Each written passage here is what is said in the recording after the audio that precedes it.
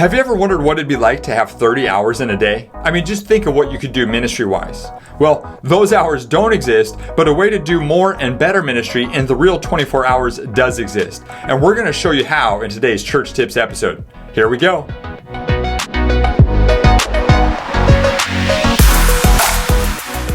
Well, over the last couple of weeks, I personally, at my house, have been doing some kitchen remodel and had some people coming in to get new kitchen cabinets and all that. We also redid our bathroom at our house, and being the cheap guy that I am, I'm trying to figure out how to do some of the plumbing on my own. Now, I'll say at the outset here, I'm not a plumber, nor the son of a plumber. What?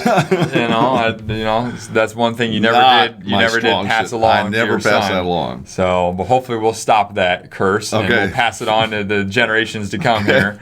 Well, at least I'll do that. I'll do my part. You'll do your part, yeah. But, one of the things I realized, and you know this to be true, is how powerful YouTube is and the benefit of being able to learn something quickly and how much time it can save you. And so, of course, I'm YouTubing some videos, and before long, I get the whole bathroom all put together, got the plumbing, all this, and I didn't learn this before, so I'm just being a little vulnerable here. You may know this stuff already and say, oh, that's obvious stuff. Yeah. But for me, I didn't know it. And so with a little bit of learning, I was able to get a lot done quickly because I just took the quick few minutes to watch some videos, learned a ton rather than trying to figure it out on my own, rather than trying to blaze my own path and figure out how to do this thing. I was able to just quickly learn it and save a lot of time on the long haul because of that quick investment on the front end. And that's what we want to talk to you about today as it relates to you and your time, specifically to ministry, because there are some things you can do to do more ministry and better ministry without having to use more of your time. And so this really kind of helps us as we are looking to be better as pastors, be better as ministry leaders, because the more we look to shave time and to do better ministry, the better we're going to be personally, but also the better the church is going to be. Exactly. A couple of the episodes that we've had just in the last few days was episode number 50, where we talked through the number one reason why you need to develop leaders ASAP. And that was a great episode that really challenged some assumptions that a lot of pastors have. And then episode 52, the key to avoid ministry burnout. Yeah. And that was, we just drilled right into the reality of ministry burnout and what you can do to avoid it, the major key to do that. Yeah. But for this episode, we want to talk to you about the two ways that you can actually do more and better ministry. Yeah. I mean, as a pastor, you want to do more. Your heart's desire is to reach more people and to penetrate your culture, but you look and you say, man, I got 24 hours in a day. Yeah. I've got all these things I'm juggling. Yep. How in the world do I do that? Well, the first way, can I jump in and share? The first way to do that is to find your 80-20s. That's kind of the way I articulate it. Basically, you're familiar with the Pareto principle. Okay. Most people are, which is 80% of the work can get done by 20% of the people, or whatever. 80% of something is accomplished by 20% of something. Else, so the idea here is that 80% of the things that you need to do ministry-wise can be tackled with 20% of your energy and time and focus. And so what we need to do then is, as ministry leaders, is figure out, well, what are those things that are going to give us that greater leverage?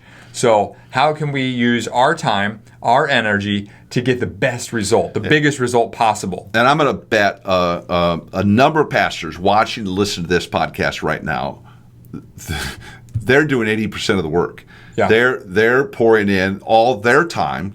They want others around them. Yeah. They want these other leaders, but they either don't have them, they haven't developed them, they haven't taken time to develop them, or it's been a start and stop thing.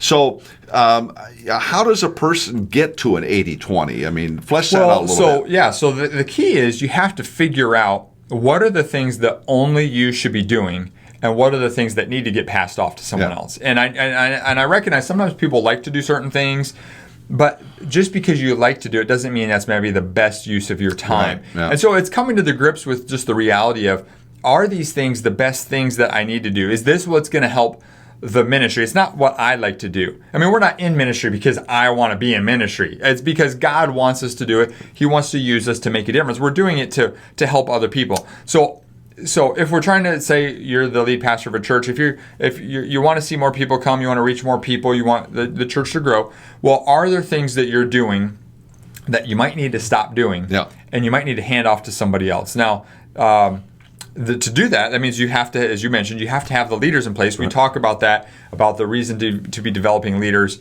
ASAP. It's because you want to be prepared for the people that God's going to bring. And so, again, as Dick mentioned, make sure to check out episode 50 if you haven't done so yet. But the idea is you have to be able to have these leaders in place to be able to hand off these things that, even if you like doing them, aren't maybe the best use of your time, so that your time, your best energy, your best focus, your best work is done on the things that's going to get you 80% of the way. And let me address the kind of person that you might be that says, nobody can do it quite as good as I do it. Okay, and maybe it's something you really like to do. Let me tell you, leaders of churches that are growing are willing to accept something being done, pick a number, at 80%, 70%, 90% of what you would do, in order to allow them to do it, for you to get on about the business of the things that only you can do. And that's exactly the kind of thing that Jonathan is drilling in on. There are certain things that only you can do, but I'm going to tell you, there's a boatload of things that other people could do. But they might not be quite as good as you. That's fine. You've got to let them do it, and then you're going to see good things happen. Well, that reminds me of Jo. I don't know if you remember. She's a pastor in Oklahoma. Yep. And she's one of our Leaders.Church members. Right. So she told us about how she's using the Leaders.Church material, actually, to invest in, not only in her personally, but to invest in her team. So she's trying to develop these people. She's trying to increase their capacity as leaders. And to your point, she said that what she's noticed and seeing is they're now doing this same 80-20 concept that she was trying to. So she's trying to offload to give her the ability to use her time wisely to get the 80% accomplished with only 20%. Well, now they're replicating it. They're doing the same thing with their teams of people that they have, and so which is exactly what you want to have happen. Exactly. And so the key is you have to figure out what are those 80-20s for you, and every person is different. You're wired differently, so you got to figure out what is it for you. You know, another thing you've talked about, Jonathan, is you've talked about collapsing time, and I've just found this to be a fascinating concept. And there's some complexity to it, but then it's also very, very simple. So talk to us a little bit about that. Well, it kind of goes back to just my simple YouTube and plumbing situation. You know, I was able to learn a lot in a short amount of time because I was able to pull up on my phone, quick YouTube video, do a little trial and error. I didn't have to run to some class. I didn't have to run to, the plumbing school. And enroll in the plumbing school, or the local community college to learn how to do all that. So so basically this whole collapsing time concept is, how can I learn as much as I can as in a shorter period of time as I can? And you've got to figure out how can you do that so that you can lead better, make decisions quicker, be more confident as a leader. And move the ministry forward and advance what God has called you to do at your church. And when you are learning like that, just like I was learning, I was like, I just I busted that thing out in a night, and I had all my. Well, I had one small issue, but that's aside. But we're not going to talk about that. That doesn't fit the illustration. But I mean, the point is the issue of collapsing time. We've got pastors and church leaders who have become part of Leaders.Church to do that very thing, to realize they can become better leaders in a shorter period of time if they'll make the investment in themselves. And that's why over these last few days, all starting back here almost a week ago with episode 49, I really encourage you to go watch and listen to episode 49, where we walk through the entirety of what the new alignment of offerings is coming out of Leaders.Church for you to be better, for you to break barriers, to grow yourself, grow the church. And if you'll go to Leaders.Church/grandfather, you'll be able to get everything that's listed on that page for the original price of $37 a month. On September 4th, everything changes. The pricing structure changes, and it's all for the good, but it's expanding, and we're creating categories that are larger, that of course require a larger investment. But for today, and up through midnight on September 3rd, you can get everything on there. That even there's a standard, advanced, and premium membership, and you get everything, including the premium membership, for the original price of $37. I mean, it's a steal of a deal, and now is the time for you to take advantage of that. And you'll be able to do what these other pastors have done in collapsing time and saying, why do I need to reinvent this when there's a source like Leaders.Church that can help me do it in a shorter period of time? That's right. So the key is find your 80/20s, collapse time. These are the two ways that's going to help you do more and better ministry without more of your time. And that's what we want, to be able to leverage our time wisely and make the most of the opportunity that we have. Absolutely. So again, for the Leaders.Church membership, we'd encourage you to go to Leaders.Church/grandfather, and you can jump in and grab the resource. Again, we described it all on episode 49.